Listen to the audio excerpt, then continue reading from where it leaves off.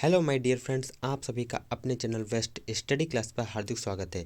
दोस्तों, आज हम आपके समक्ष बहुत ही महत्वपूर्ण एक क्लास लाए हैं। यह क्लास बहुत ही महत्वपूर्ण आपके लिए होने वाली है, क्योंकि इस क्लास में हम आपके लिए आपकी परीक्षा के जुड़े बहुत ही महत्वपूर्ण प्रश्नोत्तर लाए हैं। यह प्रश्नोत्तर आपके सब्जेक्ट है paste of crops and stored grains and there management, अर्थात फसल तथा भंडारण के नाशी तथा उनका प्रबंधन सब्जेक्ट से जुड़े हुए कुछ बहुत ही महत्वपूर्ण प्रश्न हैं।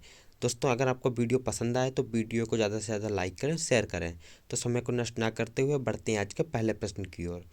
पहला प्रश्न है, कीट प्रबंधन क्या है या एकीकृत कीट प्रबंधन से आप क्या समझते हैं? कीट प्रबंधन क्या है या एकीकृत कीट प्रबंधन से आप क्या समझते हैं? तो इसका सही उत्तर है कि पर्यावरण और कीट की समष्टि गतिकी का ध्यान रखते हुए प्रयुक्त किए जाने वाला पीड़क प्रबंधन, जिसमें सभी उपयुक्त तकनीकों और विधियों का यथासंभव सुसंगत ढंग से उपयोग करके कीटों की संख्या को आर्थिक क्षति स्तर से नीचे रखा जाता है। तो एकीकृत कीट प्रबंधन क्या है? तो पर्यावरण और कीट की समष्टि गतिकी का ध्यान रखते हुए प्रयुक्त किए जाने वाला पीड़क अर्थात कीट प्रबंधन, जिसमें आप सभी उपयुक्त तकनीकों और विधियों का यथासंभव सुसंगत ढंग से उपयोग करके कीट की संख्या को आर्थिक क्षति के स्तर के नीचे रखा जाता है। बढ़ते हैं प्रश्न नंबर 2 की ओर। और दोस्तों, यह प्रश्न आपकी परीक्षा के दृष्टि से मोस्ट इम्पॉर्टेंट प्रश्न है।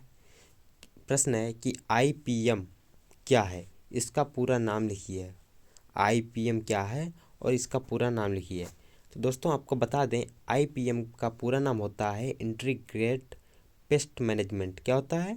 इंटीग्रेटेड पेस्ट मैनेजमेंट, अर्थात एकीकृत नाशजीवी प्रबंधन। और दोस्तों, एक होता है IPC, इसे भी इंटीग्रेटेड पेस्ट कंट्रोल कहते हैं। अब बात करते हैं कि IPM या IPC होता क्या है। तो आपको बता दें कि नासी जीवों के नियंत्रण की सस्ती व बृहद आधार वाली विधि है, जो नासी जीवों के नियंत्रण की सभी विधियों के समुचित तालमेल पर आधारित होती है। तो IPM का पूरा नाम क्या है? इंटीग्रेटेड पेस्ट मैनेजमेंट, अर्थात एकीकृत नाशजीवी प्रबंधन। और IPM होता क्या है? तो नाशजीवी के नियंत्रण की सबसे सस्ती और बृहद आधार वाली विधि है, जो नाशजीवी के नियंत्रण के सभी विधियों के समुचित तालमेल पर आधारित होती है।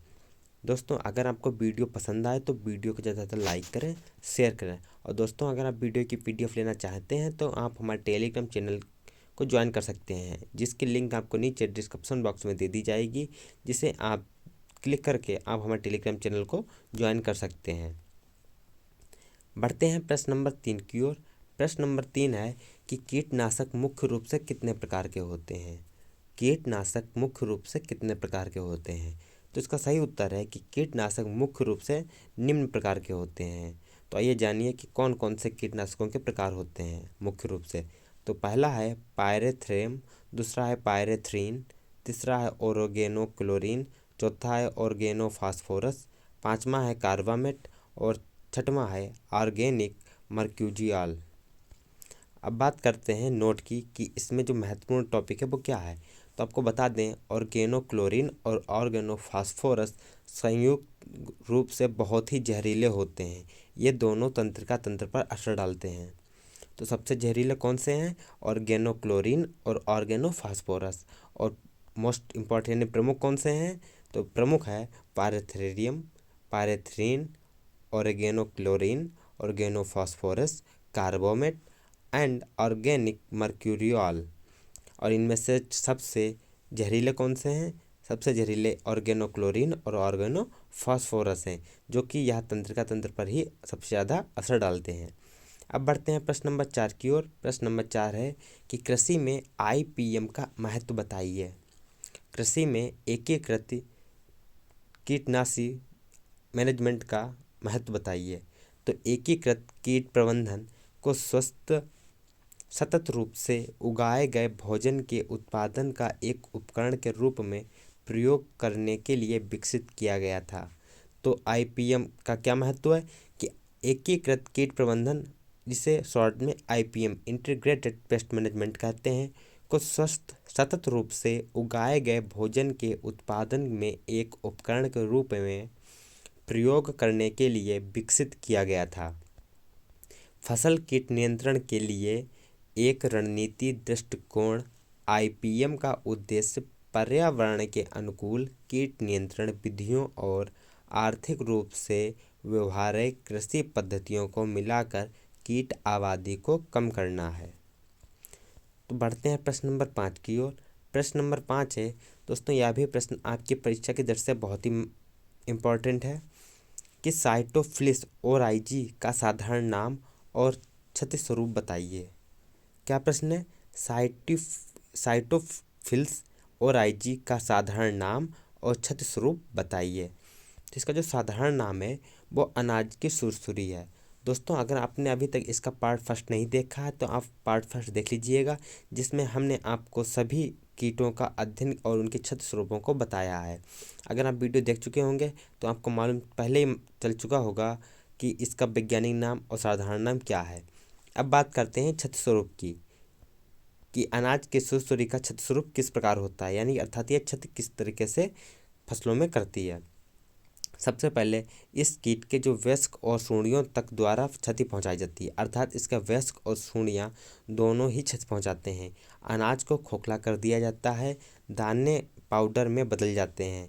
इस कीट के भारी प्रकोप की दशा में अनाज में ऊष्मा पैदा हो जाती है और शुष्क ऊष्मा के नाम से जानी जाती है।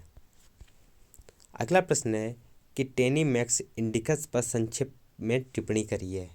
टेनीमैक्स इंडिकस पर संक्षेप में टिप्पणी करिए। दोस्तों, यह भी प्रश्न आपकी परीक्षा की दृष्टि से मोस्ट इम्पॉर्टेंट प्रश्न में लिस्ट में आता है। तो सबसे पहले बात करते हैं सामान्य नाम की। टेनीमैक्स इंडिकस का सामान्य नाम होता है गुजिया बीवल। क्या होता है? गुजिया बीवल। और इसका जो गण है वो गण है कोलियोपेटेरा। क्या है? कोलियोपेटेरा। अब बात करते हैं इसके बारे में।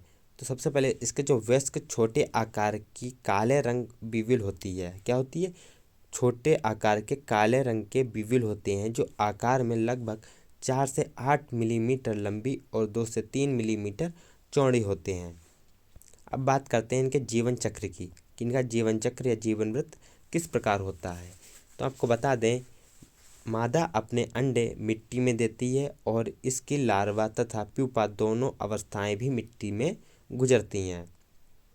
वयस्क जो प्यूपाओं में से बाहर निकल आते हैं वे कुछ समय के लिए मिट्टी के भीतर ही बने रहते हैं और वयस्क मिट्टी की सतह के नीचे पौधे को काट देते हैं। बाद में वयस्क मिट्टी की सतह के ऊपर भी पौधों के भागों को क्षति पहुंचाना आरंभ कर देते हैं। अब बात करते हैं इसके क्षति स्वरूप की, कि यह क्षति किस तरीके से करता है फसलों में। तो गुजिया बीविल ने गेहूं के एक गंभीर पीड़क अर्थात कीट का स्तर प्राप्त कर लिया है। इसका आक्रमण गेहूं उत्पादक राज्यों में विशेष रूप से उत्तर प्रदेश, मध्य प्रदेश, पंजाब और हरियाणा में रहा है। अब बात करते हैं इसके नियंत्रण की या रोकथाम की। गुजिया बीविल पर आप नियंत्रण या रोकथाम किस प्रकार करेंगे। तो सबसे पहले फसल पर 5% BHC धूली को 15 से 20 किलोग्राम प्रति हेक्टेयर की दर से इस्तेमाल करना हमेशा प्रभावी होता है। अर्थात इस कीट के प्रकोप को से बचने के लिए आप फसल पर 5% BHC धूल को 15 से 20 किलोग्राम प्रति हेक्टेयर की दर से इस्तेमाल कर सकते हैं। अगला प्रश्न है कि फेरोमोन ट्रैप क्या है। फेरोमोन ट्रैप क्या है? दोस्तों, यह भी प्रश्न आपकी परीक्षा की दृष्टि से बहुत ही महत्वपूर्ण है। फेरोमोन एक ऐसा पदार्थ है जो विपरीत लिंग के कीड़ों को समागम के लिए अपनी ओर आकर्षित करता है। तो फेरोमोन ट्रैप क्या है? फेरोमोन एक ऐसा पदार्थ है जो विपरीत लिंग के कीड़ों को समागम करने के लिए अपनी ओर आकर्षित करता है। बात करते हैं प्रश्न नंबर 8 की, कि प्रश्न नंबर 8 आपसे क्या पूछ रहा है। तो प्रश्न नंबर 8 है कि कृंतक चौपाया क्या है। कृंतक चौपाया क्या है? तो इसका सही उत्तर है कृंतक चौपाया स्तनधारी है जिसका पूरा शरीर रोएं से ढका रहता है। वे दरांती के आकार के एक जोड़ी निरंतर बढ़ने वाले दांत प्रत्येक जबड़े में कुतरने के लिए होते हैं। इनके चीर फाड़ करने वाले दांत नहीं होते हैं। क्या है कि इसके जो चीर फाड़ करने वाले दांत नहीं होते हैं। इन दांतों की जगह पर खाली स्थान होता है जिसे डायस्टेमा कहते हैं। जब यह कोई चीज़ कुतर कुतर कर खाता है तो इस खाली स्थान से भोजन का कुछ भाग मुंह से बाहर निकल जाता है, इसलिए इन्हें कुतरने वाले जीव या कृंतक कहा जाता है। यही छेनी जैसे जोड़ीदार दांतों की उपस्थिति कृंतक वर्ग के अन्य स्तनधारियों से अलग करती है। क्या है कि यही छेनी जैसे जोड़ीदार दांत जो उपस्थित कृंतक वर्ग के अन्य स्तनधारियों से अलग करती है। दोस्तों, अगर आपको वीडियो पसंद आया हो तो वीडियो को ज़्यादा से ज़्यादा लाइक करें, शेयर करें। वीडियो देखने के लिए आपका बहुत बहुत धन्यवाद। मिलते हैं अगले वीडियो में नए प्रश्नों के साथ। जय हिंद, जय भारत।